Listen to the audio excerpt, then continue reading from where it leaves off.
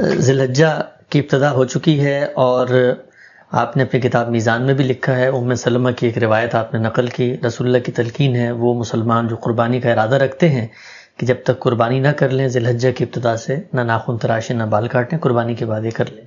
تنقید اس پر یہ کی جاتی ہے کہ یہ غریب روایت ہے، اور اس کی بنیاد پر ہم ایک مستقل بذات دین کا مشروع حکم کیسے مسلمانوں پر لازم کر سکتے ہیں؟ میں نے ایسا کچھ نہیں کیا، میرا استدلال بہت واضح ہے، وہ چند جملوں میں بیان کیا جا سکتا ہے۔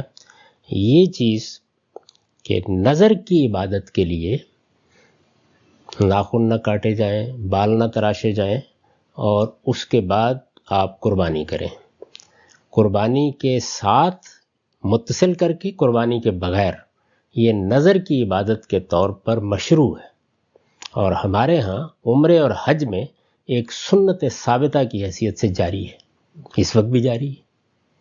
یعنی میں نے جب یہ کہا ہے کہ نظر کی قدیم روایت ہے تو یہ محض اس کی تاریخ کے بعض پہلوؤں کا حوالہ دیا ہے۔ ہمارے ہاں یعنی جس دین کو ہم جانتے ہیں، جو دین محمد الرسول اللہ سے ہم کو ملا ہے، اس میں عمرہ بھی ہے اور حج بھی ہے۔ میں یہ وضاحت کر چکا ہوں کہ یہ عبادات کیا ہیں، یہ نظر کی تمثیل ہے۔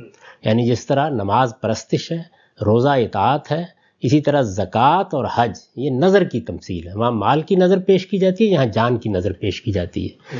تو نظر کی تمثیل کی عبادات میں یہ عبادت بھی ہے، اور یہ عبادت مشروع ہو گئی ہے، یعنی ہمارے ہاں دین کا حصہ بن گئی ہے۔ کس طرح بنی ہے؟ عمرے میں دیکھ لیجئے، حج میں دیکھ لیجئے، یعنی احرام باندھنے کے بعد جو پابندیاں آپ قبول کرتے ہیں ان میں یہ بھی ہیں۔ دوسری بعض چیزوں کے ساتھ یہ قربانی تک پہنچاتی ہیں، اور قربانی کے بغیر بھی اسی طرح مشروع ہیں۔ مثال کے طور پر عمرے میں آپ صرف ان چیزوں کا اہتمام کرتے ہیں تو تب بھی نظر پوری ہو جاتی ہے، اور اگر آپ بال منڈوانے سے پہلے قربانی بھی کر دیں تو وہ بھی عمرے کا حصہ ہے۔ حج کے معاملے میں بالکل یہی صورتحال ہے۔ تو قربانی کے ساتھ یا قربانی کے بغیر یہ ایک مشروع عبادت ہے، یہ ہمارے ہاں موجود ہے، یہ عمرے اور حج میں ایک سنت ثابتہ کی حیثیت سے جاری ہے۔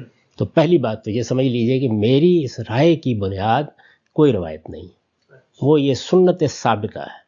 جو چیز ایک سنت ثابتہ کی حیثیت سے عبادت کے طور پر مشروع ہو جائے، قرآن مجید نے یہ کہا ہے کہ اس کے حدود و شرائط پورے ہو سکتے ہوں تو آپ نفل کے طور پر جب چاہیں اس کو ادا کر سکتے ہیں۔ وَمَن تَطَوَّعَ خَيْرًا فَإِنَّ اللَّهَ شَاكِرٌ عَلِيمٌ، یعنی آپ جب چاہیں روزہ رکھ سکتے ہیں، جب چاہیں سجدہ کر سکتے ہیں، جب چاہیں رکوع کر سکتے ہیں، جب چاہیں اللہ کے سامنے قیام میں کھڑے ہو کر دعائیں کر سکتے ہیں۔ یہ عبادتیں ہیں نا ساری کی ساری، جتنی چیزیں بھی ہیں۔ تو رسالت مآب صلی اللہ علیہ وسلم نے اسی کو جاری کیا ہے۔ قربانی آپ نے جاری کر دی، اسی طرح ایام تشریق کی تکبیریں آپ نے عام لوگوں کے لیے جاری کر دیں۔ اس کے بارے میں بھی استحباباً فرما دیا کر سکتے ہیں، یہ کر سکتے ہیں۔ میں اس کو ایک استحباب کی چیز سمجھتا ہوں، لیکن میرے نزدیک اس کا جو ثبوت ہے وہ تو عمرے اور حج میں ہو چکا۔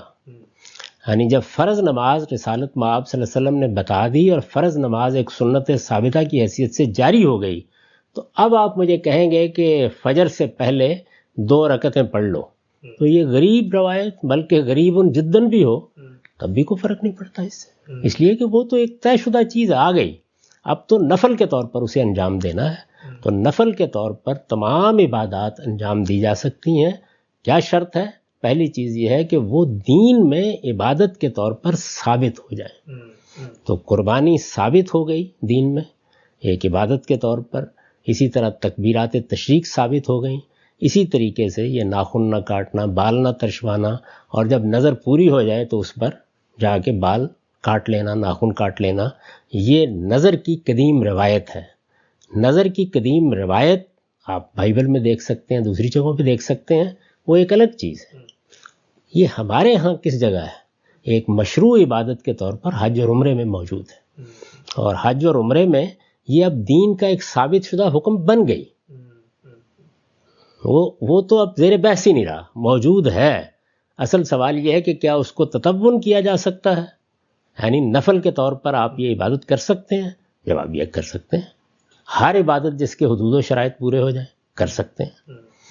تو اب آپ عمرہ نہیں کر سکتے گھر میں بیٹھ کے، اس لیے کہ عمرے کے لیے ایک جگہ مقرر کر دی گئی ہے۔ آپ طواف نہیں کر سکتے، یعنی طواف نفل کے طور پر کرنا ہے تو حرم ہی میں بیٹھ کے کریں گے، روز کر لیں، لیکن وہ آپ یہاں نہیں کر سکتے، کسی مسجد کا کرنا شروع کر دیں کہ وہ حرم ہی سے متعلق ہے۔ تو اگر حدود شرائط ایسے ہیں کہ وہیں سے متعلق ہیں تو وہاں ہوگا، اور جن چیزوں میں یہ چیز نہیں ہے وہ ہو جائیں گی۔ آپ یہ دیکھیے کہ قربانی ہے، آپ حج کے لیے آپ نے احرام باندھ لیا، آپ نکل کھڑے ہوئے گھر سے، آپ کہیں گر گئے، اب پہلی چیز تو یہ ہے کہ قربانی وہاں کے لیے بھیج دیں، نہیں بھیج سکتے، اس کا بھی راستہ نہیں، تو پھر کیا وہیں کر دیں، جیسے رسالت میں آپ صلی اللہ علیہ وسلم نے اسی جگہ قربانی کر دی جہاں حدیبیہ کے مقام پر آپ ٹھہرے ہوئے تھے۔ تو اسی طریقے سے جتنی بھی عبادات ہیں جب وہ ایک بار شریعت کا حصہ بن گئیں، اس کے بعد ان کو تطوع کے طور پر انجام دینے کے لیے اس کی کوئی ضرورت نہیں ہے کہ اب ایک باقاعدہ سنت پھر قائم کی جائے، یعنی میرے نزدیک یہ کوئی نئی بات ہے ہی نہیں۔